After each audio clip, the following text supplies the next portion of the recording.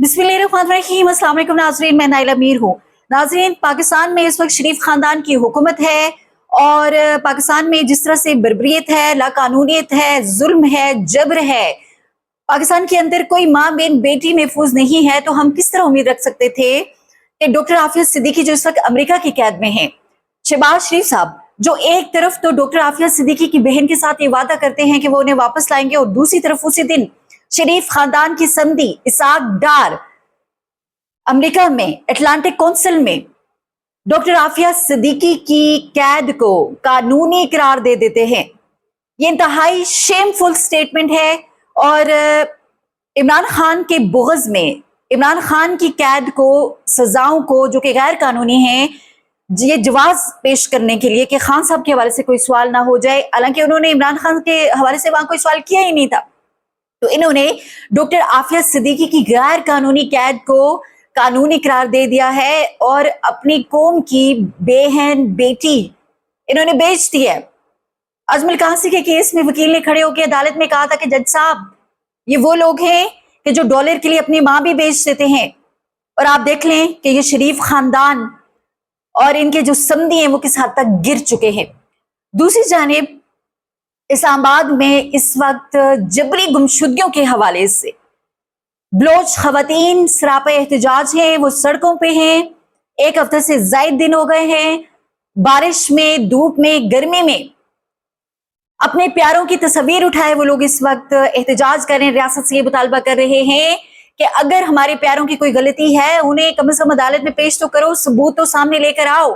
ये किस तरह से हो सकता है कि आप मावराए अदालत किसी को भी कत्ल कर दें और उसके बाद आप कहें कि वो दहशतगर्द था।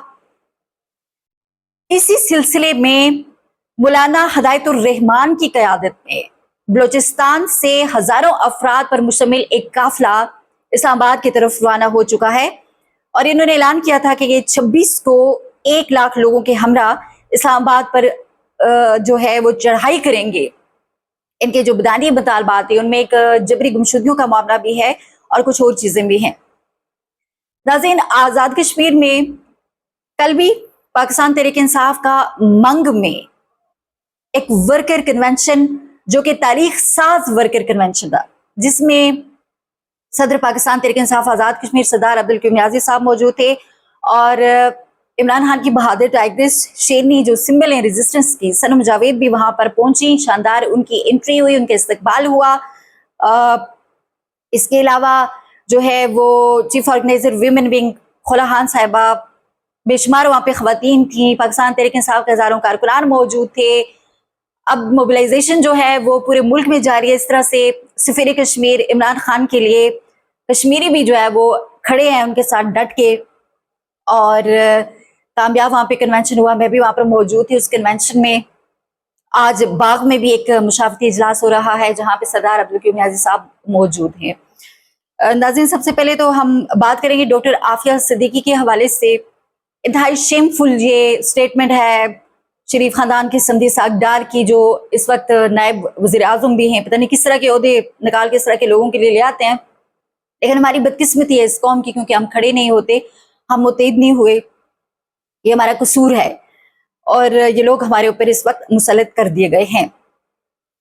अब डॉक्टर आफिया सिद्दीकी, जिनके साथ अमेरिका के अंदर जेलों में कैदियों ने भी ज्यादती की, वहाँ जो ऑफिशियल्स हैं उन्होंने भी जो है उनके साथ बदअखलाकी की है, उनके ऊपर तशद्दुद भी हुआ। 86 साल की उनको सजा सुनाई गई है और ये केस जो मामला है ना, ये बाकायदा इसके खिलाफ पिटीशन भी दायर की गई है, अदालतों में ये केस चला भी है। इल्ज़ाम क्या है जी? एक तो ये इनके हवाले से ये कहा जाता है कि अलकायदा के साथ इनके ताल्लुकात थे और जो माली मुआवनत है इन तक अलकायदा तक पहुंचाने में इनका जो है वो कुछ ना कुछ रोल था। लेकिन अमेरिका के अंदर अदालतों में इस तरह की कोई भी चीज़ वो साबित नहीं कर सके। और फिर उसके बाद इनके हवाले से ये कहा जाता है कि जब इनको कराची से गिरफ्तार किया गया था, अपनी जो फैमिली है उसके हमरा ये सवार थी गाड़ी में, ठीक है। और उसके बाद ये हुआ कि जब इनको होश आया तो अफगानिस्तान में ये थी। वहाँ पर जो बग्राम एयरबेस है, जब ये बताती हैं कि इन्होंने आंख खोली तो उस वक्त जो है وہاں موجود تھیں. اور پھر ایک خبر سامنے آتی ہے جی 2000 میں کہ ان کو وہاں سے جو ہے وہ گرفتار کر لیا گیا ہے. اب پھر ایک آ گیا کہ تحقیقات ہو رہی ہیں تو جو امریکن وہاں پر ایف بی آئی کے ایک تو ایف بی آئی کے اہلکار اور جو آفیشلز تھے امریکن، یہ کہا جاتا ہے کہ تحقیقات کے دوران انہوں نے کیا کیا جی کہ بندوق چھین لی. اب اس پہ کون یقین کر سکتا ہے؟ جب آپ سے انویسٹیگیشن ہو رہی ہوتی ہے تو اس وقت کتنا ڈر ہوتا ہے، کتنا خوف ہوتا ہے. تو کہا یہ جاتا ہے کہ ایف بی آئی اور آفیشلز دیگر جو ان سے تحقیقات کر رہے تھے تو انہوں نے یہ کیا کہ ان سے بندوق چھینی اور ان پہ گولیاں چلا دیں اور زخمی بھی ہوئے ہیں. کوئی زخمی سامنے نہیں لے کر آئے، کوئی زخمی پیش نہیں کیا گیا، جبکہ عافیہ صدیقی خود بھی زخمی ہوئی تھی اور پھر یوں ان کو 86 سال کی سزا سنا دی گئی تھی. یہ قوم کی بہن بیٹی جس کے ساتھ اس طرح کا سلوک ہو، اور آج آپ دیکھیں کہ موجودہ جو حکومت ہے اردلیوں کی، ان کی منافقت کا آپ لیول چیک کریں کہ انہوں نے کیا کیا. یہ ملک پر مسلط جو ڈفر الائنس ہے، جس طرح خان صاحب کہہ رہے ہیں، تو انہوں نے خان صاحب کے بگز میں یہ کیا ہے کہ عافیہ صدیقی پر پاکستان کے 20 سالہ اصولی موقف کو بھی انہوں نے بیچ ڈالا ہے. اور ابھی غیر قانونی جو ان کی سزا ہے اس کو قانونی قرار دے دیا اسحاق ڈار نے جی. اور پھر نون لیگ اپنے ناجائز اقتدار کو دوام بخشنے کے لیے پتہ نہیں کس حد تک وہ جائے گی اور انہوں نے کتنا کچھ کرنا ہے. اس کے بعد یہ بھی ہوا ہے کہ سیکرٹری آف اسٹیٹ جو امریکن سیکرٹری آف اسٹیٹ ہے مارکو روبیو، ان کے ساتھ اسحاق ڈار کی ملاقات بھی ہوئی ہے. میٹ ود پاکستانی ڈپٹی، انہوں نے ایک ٹویٹ کیا، deputy prime minister and foreign minister Ishaq Dar today to discuss expanding bilateral trade in enhancing collaboration in the critical mineral sector.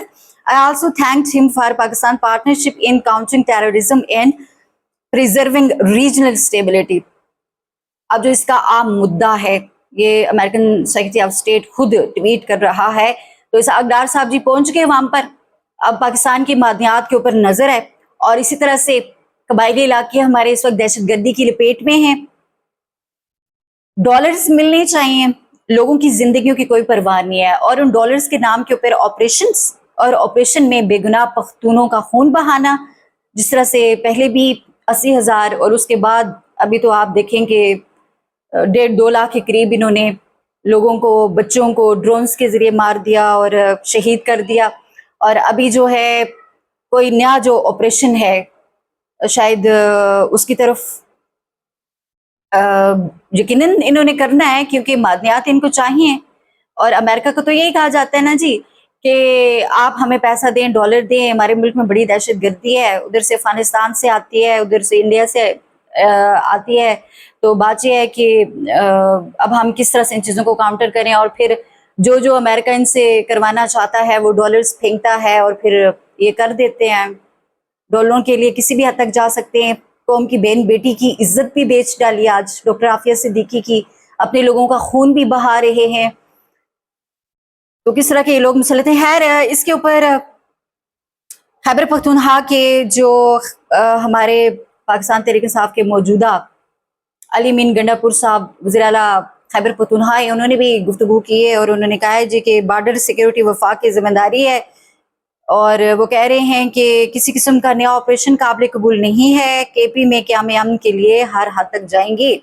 اور وہ کہہ رہے ہیں کہ اگر آپ لوگ ناکام ہو چکے ہیں تو صوبائی پولیس سیکیورٹی سنبھال لیتی ہے، کیونکہ بارڈر کی سیکیورٹی کا معاملہ جو ہے وہ خیبر پختونخوا کی حکومت کا تو نہیں ہے نا، وفاق کا ہے. لیکن الزام لگایا جاتا ہے علی امین گنڈا پور پہ اور خان صاحب کی حکومت کے اوپر، کیونکہ خان صاحب ڈرون حملوں کے بھی خلاف ہیں، دہشت گردی کے بھی خلاف ہیں. اور جب بھی وفاق میں حکومت آتی ہے، نون لیگ اور پیپلز پارٹی کی اور خیبر پختونخوا کے اندر جو ہے وہ شروع ہو جاتے ہیں اس طرح کے دہشت گردی کے حملے اور لوگوں کو اس طرح سے ٹارگٹ کرنا شروع کر دیا جاتا ہے. اور پھر آپریشن کے نام پہ ڈالر پیسہ کمایا جاتا ہے اور پختونوں کے خون کی جو قیمت ہے وہ کس طرح سے یہ لوگ وصول کرتے ہیں.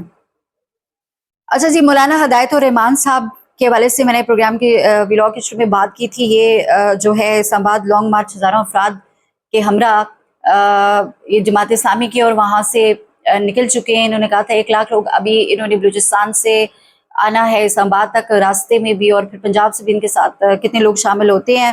اور ان کے میں آپ کو بتا دیتی ہوں کہ کیا مطالبات ہیں. تو یہ کہ لاپتہ افراد کا جو معاملہ ہے جبری گمشدگیوں کا، وہ کہتے ہیں کہ ان کو عدالتوں میں پیش کرو جی، سامنے لے کر آؤ، ایک کمیشن بناؤ، اگر کوئی مجرم ہے تو تحقیقات ہونی چاہیے. اور اس طرح سے جو ہے وہ جبری گمشدگیاں کسی صورت بھی قابل قبول نہیں ہیں.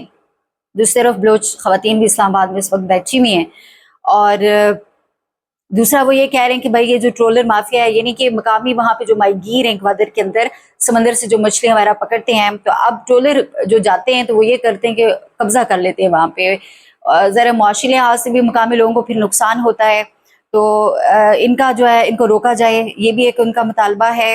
اور پھر اسی طرح سے بلوچستان کے جو بارڈرز لگتے ہیں، جیسے چمن کا ہے، گوادر کا ہے، تفتان کے، ان بارڈرز کو کھولا جائے، اور وہاں پر جو لوگ بیٹھے ہوئے ہیں، آپ کو پتہ ہے کہ کون لوگ بیٹھے ہوئے ہیں اس وقت جو وہاں پر سیکیورٹی کے لیے، نام نہاد سیکیورٹی کے لیے بیٹھے ہوئے ہیں، اور یہ لوگوں سے پیسہ لیتے ہیں کوئی ٹیکس کی مد میں، اور کوئی بھتے کہتے ہیں بھتا ہے، لیکن یہ پیسہ کدھر جاتا ہے یہ آپ سب کو پتہ ہے، تو ان کو بھی روکا جائے، یہ بھی ان کا ایک بڑا مطالبہ ہے۔ اور جو ایک مفلوج ہے حکومت وہاں پر، مفلوج حکومت پیپلز پارٹی کی، جس کو لایا گیا ہے، جو سلیکٹ ہو کر آئے ہیں، الیکٹ ہو کر نہیں آئے، سب پورے پاکستان میں یہ صورتحال ہے۔